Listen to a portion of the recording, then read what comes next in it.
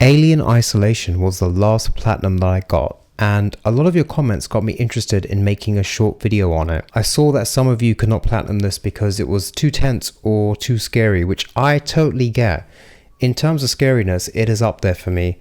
I found the beginning chapters of Dead Space Remake to be very scary, and most of Resident Evil 7 is very scary to me.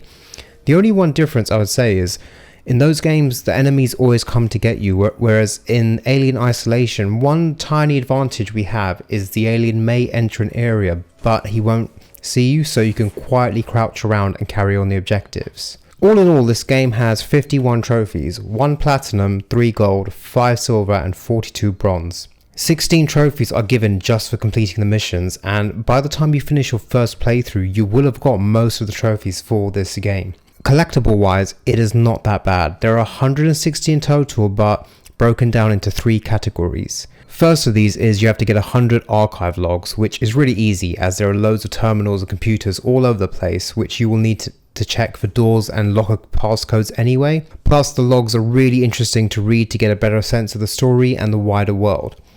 Then you need to collect all 50 ID tags. These are in random places darted throughout the game and will require some backtracking. I found around 45 by myself and needed help to find the last 5 or so that I was missing. The last collectible type is Nostromo logs.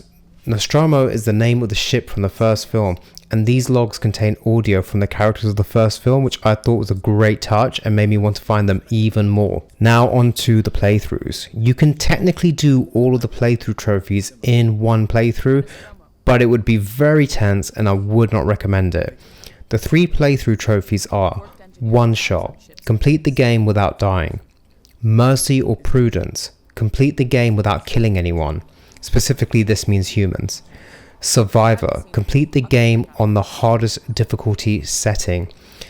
Now the game does have a survivor mode, which is the hardest difficulty, but for this trophy you just have to play the game on hard difficulty.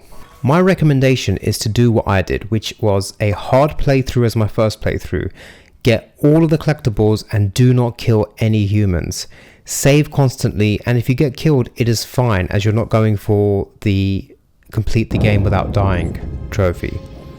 The game gives you more than enough resources so that you have all of your weapons and items fully loaded and ready to use if needed, and make sure to use these. If the alien is nearby and causing you problems, throw a flare far away so to distract him, or throw a noisemaker in the opposite direction of where you want to go so he stays there investigating the noises. And once you unlock the flamethrower, you can use that on the alien to make him run away. One word of advice though is that he gets used to your weapon, so eventually it will take 4 to 5 blasts of flamethrower to get rid of him, which can take up ammo and time. The second playthrough is simply play the game on easy and avoid dying. The good thing about this trophy is that you can save as much as you want, and there is always an animation once the alien is going to kill you. So once he gets to about 1 or 2 steps away from you and he's coming to attack you, just hit start and load up your last save. The game only registers a death on your save if you die, and it gets to the load last save menu and you can see the autosave icon in the top corner. Then the death has been recorded and you will have to use your previous save,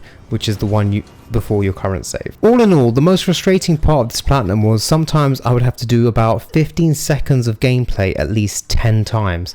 It could be as simple as just walking down a corridor and getting into the lift, but each time the alien would come from different places and kill me. Whilst this did annoy me at the time, it made the platinum that much sweeter when I got it. It was just announced this week that this game is leaving PS Plus Extra, which is how I accessed it, so you guys have around 2 or 3 weeks to complete it before it leaves PS Plus Extra, and it also sells for second hand in the UK for around £5, and it's definitely worth it for that much. Being a fan of horror and sci-fi and the alien films in general, I'm so glad that I did this game. It is a very underrated game. In terms of what you want from both genres, sci-fi and horror, it totally delivers. It completely nails the alien aesthetic from the first film. The spaceship, props, the text and font, the voice acting, and even the music is either taken straight from the first film or heavily inspired, as it sounds great. The sound design is tense, as you can hear the alien stomping around on other floors or in the vents above you, and it really puts you on edge. I spent a lot of my first playthrough exploring as much as possible and reading and listening to all the archive logs.